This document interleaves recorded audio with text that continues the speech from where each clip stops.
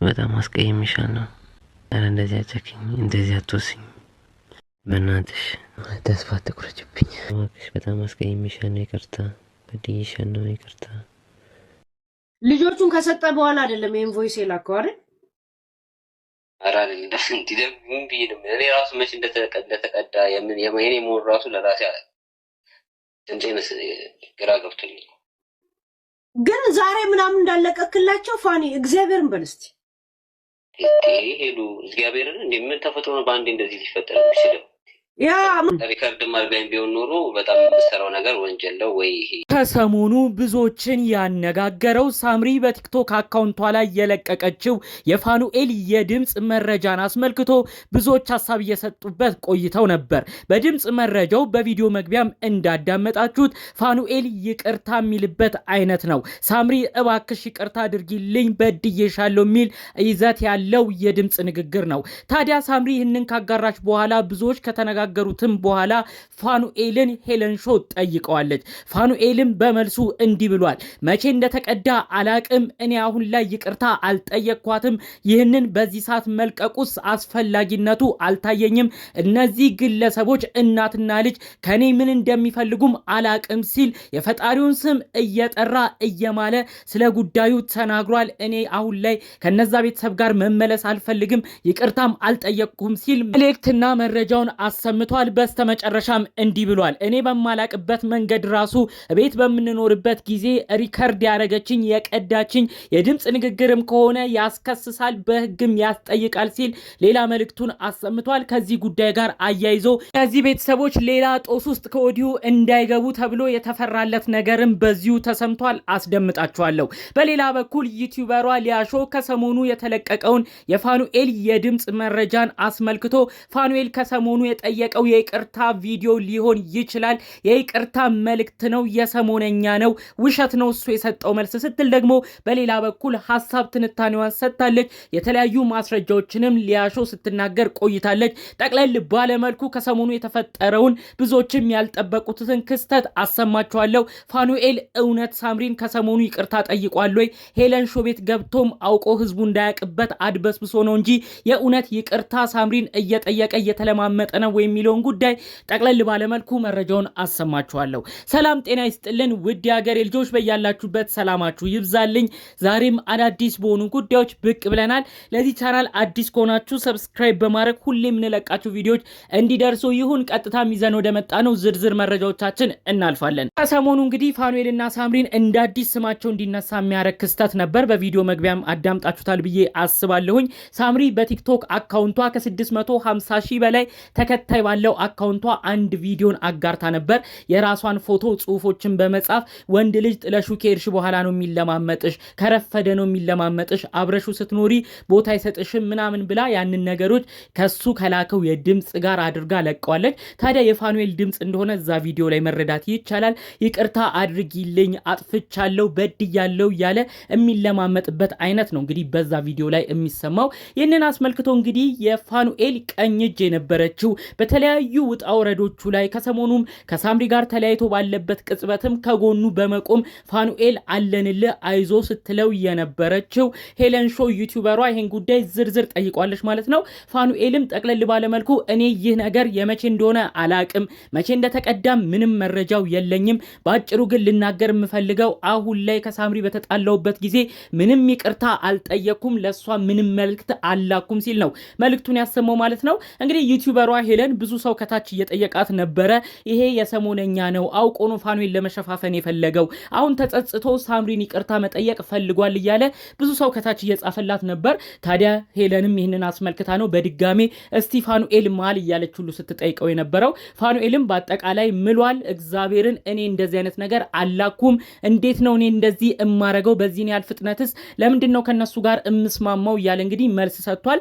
ይህንን ጉዳይም አጠቃላይ ለሱም ጥያቄ እንደሆነ እንደሆነበት የቅርብ ሰዎቹ ወንድሙ ጨምሮ ብዙ ሰው እየደወለ እንደጠየቀው እውነት መልእክቱ ያንተ ነው ወይ ከሰሞኑ የላከው ነው ወይ ብሎ ብዙ ሰው ሲጠይቀው እንደነበር ፋኑኤል መልእክቱን አሰምቷል ማለት ነው። እንግዲህ ፋኑኤል 2 ነጥብ ነው ያነሳው። እኔ አሁንም ቢሆን ተወዛግብ ያለው የመቼ ንግግሬ እንደሆነም ግራ ገብቶኛል። ቅንብር ይሁን ምን ይሁን አላቅም። ምናልባት በምንኖርበት አብረን በቆየንበት ቤት ውስጥ የተቀረጸ በድብቅ የተቀዳ ድምጽም ከሆነ የማውቀው ነገር የለም ብሎ አጠቃላይ በሁኔታው እንደተወዛገበም ነው መልእክቱን ያሰማው። ታዲያ ይህንን በድብቅ የሚቀዱ የድምጽ ሁኔታዎች የተለያዩ ማስረጃዎች በህግ በኩል እንደሚያስጠይቅም ማወቅ አለባቸው ሲል ነው መልእክት ያሰማው። በተለይ ከዚህ በፊት በነበራቸው ህይወት ላይ ይቅርታ ሲጠይቃት የነበረ ቤት ውስጥ የተቀረጸም የድምጽ ማስረጃ ከሆነ እሷን እንደሚያስጠይቃት ተናግሯል። በመቀጠልም እኔ ምን እንደሚፈልጉ ከነዚህ ቤተሰቦች ላውቅ ልረዳ አልቻልኩም። ሁላችንም የየራሳችንን ኑሮ እንኖራለን ብለን ሁላችንም ኑሮ ጀምረናል። አሁን ምን ይሄንን ነገር እንዳስለቀቃት በአጠቃላዩ አልገባኝም ሲል ነው እንግዲህ ፋኑኤል መልእክቱን ያሰማው። እንግዲህ ሳምሪ ይህንን የድምጽ መልእክት ካጋራች በኋላ በኮመንት ብዙ ሰው ሲናገራት ነበረ። እናንተ ቤተሰቦች አትርሱኝ ነው ወይ? ከሰሞኑ ጃኒና አዶናይ ጆን ዳንኤል በብዙ ቦታ መነጋገሪያ መሆኑን ስትመለከቱ እናንተም እንዳትረሱ ነው ወይ? አትርሱኝ የሆናችሁ ቤተሰቦች በማለት ብዙ ሰው እንግዲህ ሳምሪን ሲናገራት ነበር። በሌላ በኩል ደግሞ ሌሎች ሰዎች ምን ሲሉ ነበረ? ለልጆቻችሁ ስትሉ እውነት ፋኑኤል ይቅርታ እየጠየቀች ከሆነ እባክሽ ሳምሪ ጉዳዩን ትኩረት በመስጠት አንቺም ረገብ ብለሽ ለልጆቻችሁ ስትሉ ተስማሙ የሚልም ሐሳብ አስተያየት የሚሰጥ ሰውም ተመልክተናል ማለት ነው። እንግዲህ እንዳጠቃላይ ግን ፋኑኤል እኔ ከሰሞኑ የላኩት መልእክት አይደለም ብሏል። በሌላ በኩል ዩቲዩበሯ ሊያሾ የራሷንም መረጃዎች በተለያዩ ቦታዎች በማስደገፍ ስለዚህ ጉዳይ ተናግራለች ማለት ነው። ፋኑኤል ይሄ በቅርብ የላከው መልእክት ሊሆን ይችላል። ሄለን ጋር ገብቶ ሲናገር ምናልባት ህዝቡንም ፍራቻ አውቆ አድበስብሶ እየፈራ ነው እኔ መቼ እንደተቀዳም አላቅም ሲል የነበረው ምናልባት አሁን በቅርብ የላከው የይቅርታ ቪዲዮ ሊሆን ይችላል። የይቅርታም የድምጽ ቅጂ ይመስላል ስትል ነው ሊያ መልእክቷን ያሰማችው። ተቀጣልም ዩቲዩበሯ ሊያ እንዲህ ብላለች። ፋኑኤል ሳምሪን እኮ ጠልቶ አይጠላትም። ምንም ቢሆን በልጅነት የተገናኙ ግለሰቦች ናቸው። ፍቅር ውስጣቸው እንዳለ ይታወቃል። ስለዚህ ፋኑኤል አሁን ልጆቹንም ሲያጣ እሷም አሁን መራቋን ሲያይ በጣም ተጸጽቶ ልጆቹንም ስላጣ ሁሉን ነገር ላይ አዝኖ ምናልባት በጠጣበት ሰዓት በቀመቀመበት ሰዓት ሞቅ ሲለው ይሆናል ስልኩን አንስቶ ቮይስ ሪከርድ አድርጎ ለሳምሪ የላከው ስትል ነው እንግዲህ ሊያሾ በትንታኔ ጉዳዩን ስትናገር የነበረው። በእርግጥ ሊያም እዚህ ጋር ከተናገረችው ትንሽ ነጥብ የሚያስይዝ ነገር አለ። የተሰማው የድምጽ ቅጂ ላይ ፋኑኤል ድምጹ ቀየር ያለ ይመስላል። ምናልባት ሞቅ ብሎ ጠጥቶም ይህን ንግግሩን ይህን መልእክቱን አስተላልፎ ሊሆን ይችላል። ዩቲዩበሯ ሊያ ያለችውም ይህ ሐሳብ ትክክል ሊሆን ይችላል ሲሉ ነው እንግዲህ የሊያንም ስም በማንሳት ጉዳዩ ፋኑኤል ከሰሞኑ የላከው የይቅርታ መልእክት ነው በማለት ጭምር ሐሳቡን ሲደግፉ የነበሩ ሰዎችን የተመለከት ነው ማለት ነው። አሁንም ቢሆን እኔ አንድ ሐሳብ መናገር እፈልጋለሁ። ፋኒና ሳምሪ እውነት ነው ገና በልጅነት እድሜያቸው የተዋወቁ ናቸው። ፋኑኤልና ሳምሪ አሁን ላይ ሚዲያ ብዙ ነገር እያወጡ ብዙ ነገራቸውን ሚዲያ ላይ እየተነጋገሩ እልህ ተያይዘው እዚህ ቀን ላይ ተዳረሱ እንጂ ከ7 ዓመት በላይ በጋራ ኖረው 2 ልጆችን ማፍራት የቻሉ ናቸው። ገና በ10 ቤት እድሜያቸው ነበር የተዋወቁት። ክፉንም ደጉንም ጊዜ አብረው አሳልፈዋል። ገና ሲተዋወቁ ምንም አልነበራቸውም። የልጅነት ፍቅራቸውን አብረው ኖረውታል። 20 ቤት የመጀመሪያ ወጣትነት ጊዜያቸውንም ቤተሰብ መስርተው በቁም ነገር ሁለቱም ስብስብ ብለው አብረው ኖረውበታል። በተለያዩ የህይወት አጋጣሚዎችም የተለያዩ ስኬቶችን እያስተናገዱ በብዙ ቦታዎች ላይ ከፍ ማለት ችለዋል። ታዲያ አሁን በብዙ ነገር ከፍታቸው ሲጨምር በኢኮኖሚ ሲሻሻሉ ሁሉ ነገር ጥሩ ሲሆንላቸው እነሱ ግን መስማማት አቅቷቸው መለያየታቸውን የተሰማው እጅግ ያሳዝናል። የፋኑኤልና ሳምሪ ፍቅር በብዙ ቤተሰብ ጫና ውስጥ እያለፈ መቀጠል የቻለ ነበረ እስከ ቅርብ ጊዜያቶች ድረስ። ሰሞኑን ግን ከተለያዩበት ጊዜ አንስቶ እርስ በርሳቸው አንዱ ለአንደኛው እንደ ጠላት እየተያየ ብዙ ችግር ውስጥ ገብተዋል። ብዙ እልህም ተያይዘዋል። እነዚህ ልጆች የእልህ ጉዳይ ነው እንጂ ፋኒና ሳምሪ በፊት ከመለያየታቸው በፊትም ማንም ሰው እንደሚጣለው እንደሚጋጨው ብዙ ጊዜያቶች ላይ እየተጋጩም እየተስማሙም ኑሮና ትዳራቸውን አስቀጥለው ነበር። በስተመጨረሻ ግን የተለያዩበት ነገር ሚዲያ ላይ ወጣና ብዙ ሰው ሐሳብ ሰጠበት። እነሱም እልህ ተጋቡበት። አሁን ላሉበት መለያየት ከፍተኛ ጠላት መሆን አደረሳቸው።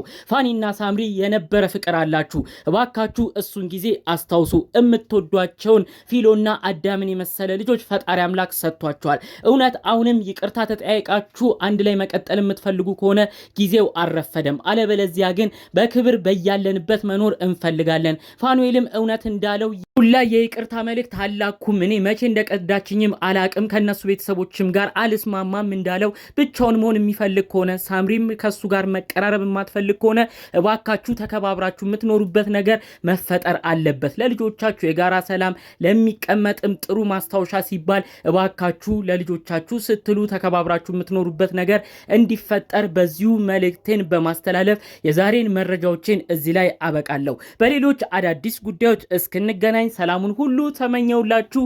ሰላም።